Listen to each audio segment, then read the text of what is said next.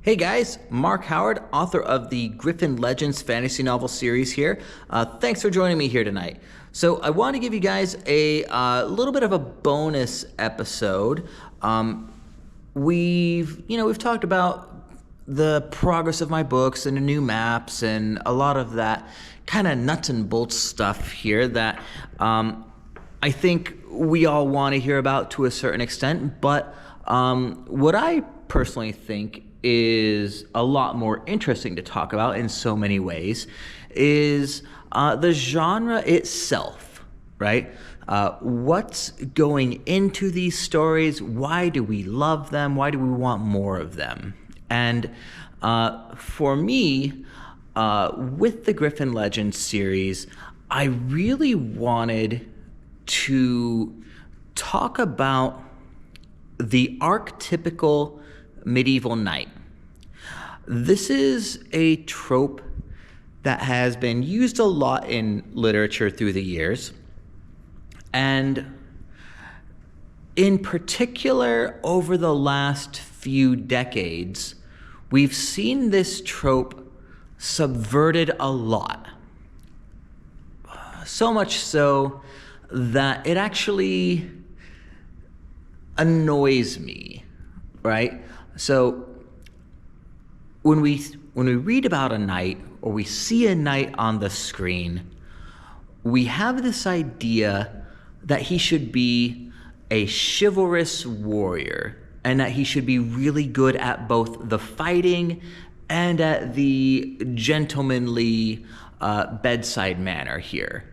But, like I said, over the last few decades at least, writers have grown really tired of that. In fact, I have some friends here that I work with who are still really, really tired of that. And they say, oh, a chivalrous knight? Oh, how boring, right?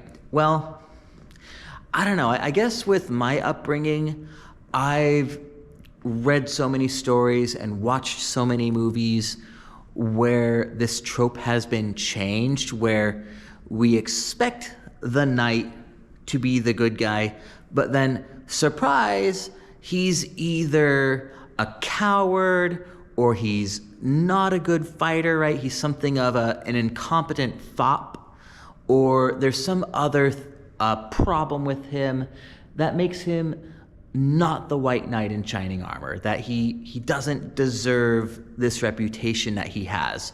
And there's even plenty of popular historians out there who try to counter the notion that the knight was such a chivalrous figure or that he was as good in combat as his reputation would lead us to believe. And I've seen that done so much that I knew from my own stories I wanted to go back to that archetype. I wanted to explore that archetype in more nuance, to deliver something close to the reality of medieval knighthood, right? They certainly could not have been incompetent fops who were terrible at warfare.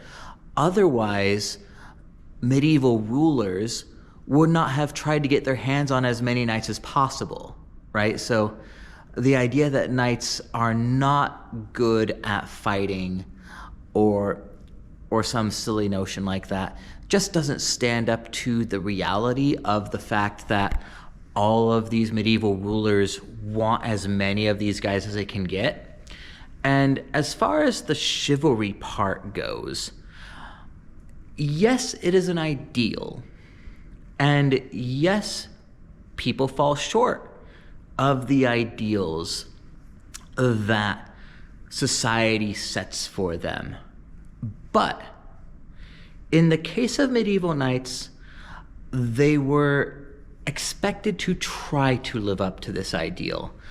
Unlike what we often see with, say, the samurai of feudal Japan, where much of what we are told about Bushido is really just this romanticized image that later people put onto the samurai.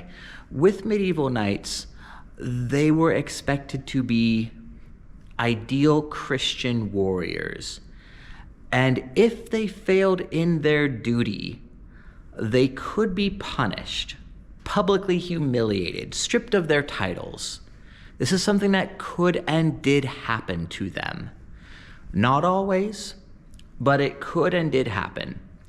And so I wanted to tell a story about the archetypical knight and to explore it with a fair degree of nuance to not just counter the current trend we've been seeing, but also to explore it with a fine-tooth comb, right? I think that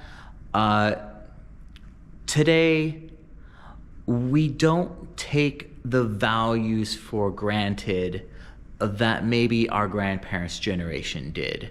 I don't think we can just accept our grandparents' definition of bravery and have us all know what that means, right? Because that's definitely not the case today, where we need to ask these questions anew. What does it mean to be brave? What does it mean to have a duty to perform? These are questions that I think we grapple with as a society. What does it mean to be a virtuous man?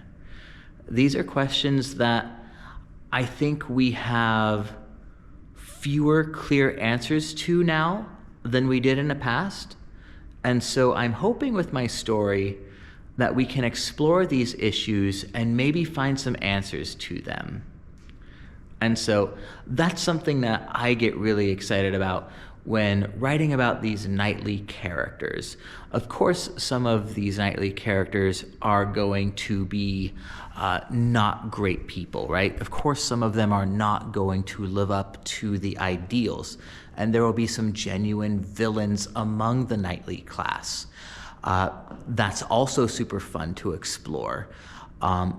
But I also wanted to have the classic white knight be there, and for us to see what that is really all about with a fresh set of eyes. Anyway, thanks so much for joining me here, guys.